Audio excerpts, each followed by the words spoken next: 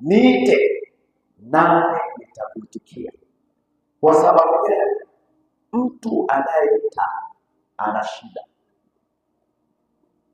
Mtu anayeita kuomba msaada ana shida. Asiye na shida hawezi kuita.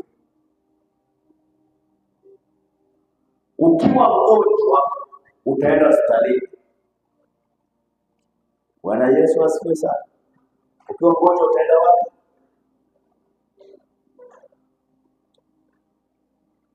Ukiwa mgonjwa utatafuta dawa.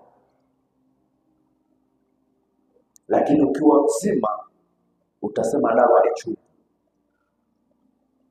Ukiwa mzima ukiambiwa sindano utasema sindano inauma. Lakini ukiwa unaumwa unahitaji dawa yoyote ili upate uponyaji. Bwana Yesu asifiwe sana. Jina la Bwana libarikiwe sana. Sasa Mungu leo anasema niite. Niite.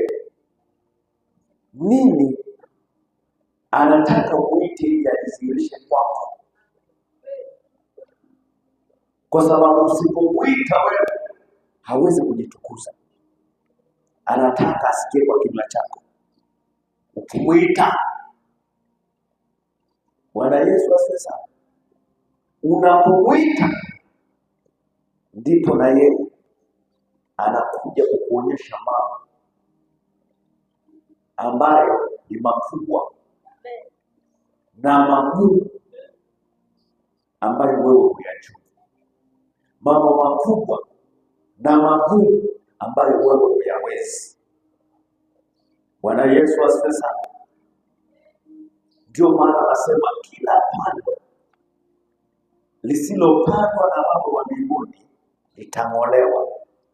Kwa sababu adui labda amepanda chochote kile yeye anachoona apande kwenye mwili wa mtu, apande kwenye maisha ya mtu, lakini Bwana anakupenda.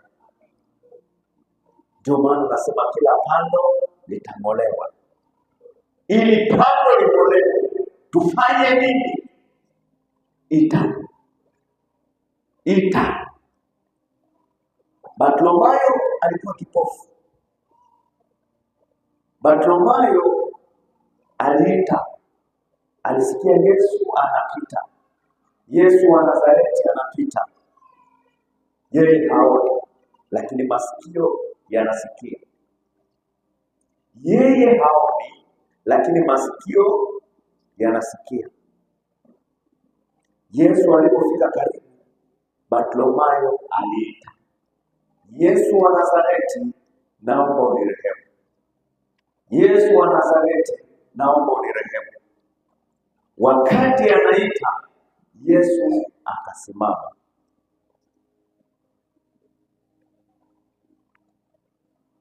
Aliposimama, kulikuwa na watu wengi, lakini kati ya wale watu wengi alisema, nileteni huyo anayeniita.